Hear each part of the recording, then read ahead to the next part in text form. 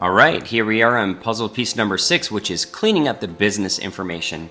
So what we've just done is we've submitted customer intake form and they filled out all their information, and you can guarantee, quote me, you can guarantee they're going to fill out some of this stuff wrong. So let me show you what I mean by that. So if you go over here under build and then the client intake form right here, what you're going to see is all the information that both of you and they have put into the client intake form.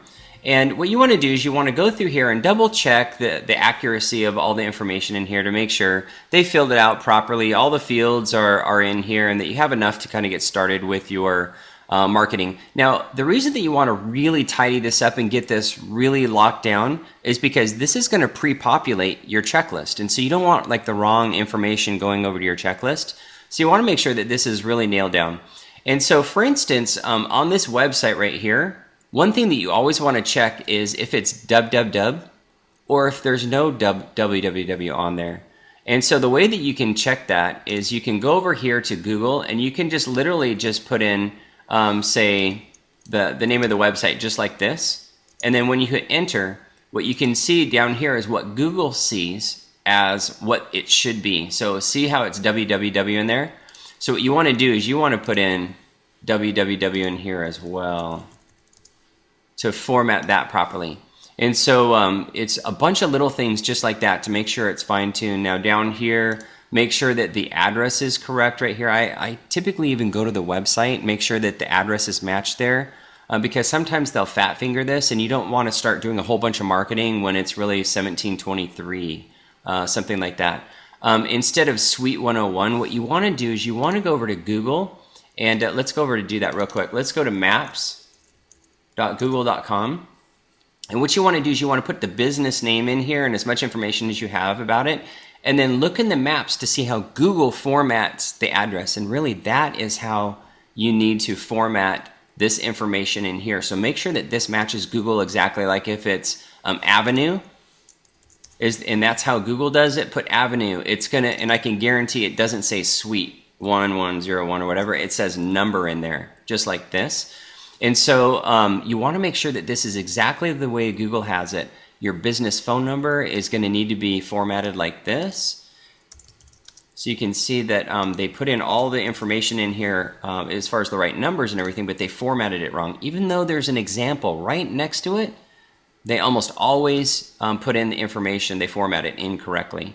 And you know, little things like this, like the address and stuff like that, they just don't know how to go back and check it. So that's our job to go through here and scrub this, make sure all the correct information is in here, and then as soon as you're ready to go, then you can lock this down. And so what I mean by locking this down is you can go under settings, and then you can go under manage projects. And then once you get to the manage projects, you're going to see this red item in here, and this red item is check this if you want to lock down the customer intake form, which means that they can't make any more changes. They can see all the information, but they can't make any more changes. So you just click that and you don't have to save anything. And then let me show you what it looks like from their side. So I'm going to click on here on that first link, which is to send the customer intake form. I'm going to right click on this link and open it in a new tab. And so you can see right here that it says updates are locked by your project manager because the project has already started. If there are any changes required, please contact your project manager. And so you can see in here it captured all of the changes that we just made. And if they try to click on any of these, they can't really do anything. You can't edit it. And so you can scroll up and down and see everything, but it's locked down, just like we say. And then if there's any changes, like if there's an update to something, then they can definitely contact you. Of course, your contact information is right up here at the top. And that protects them from altering the information in the customer intake form as you're working on the project, so that nothing changes midstream. So that is how you edit the business information so that everything is completely correct, so that when you go over to the checklist, and we'll cover that in just a second, so all the information will transfer over properly, and so you can get a nice solid start on your project. Hope this was helpful, and let's go over to puzzle piece number 7 next.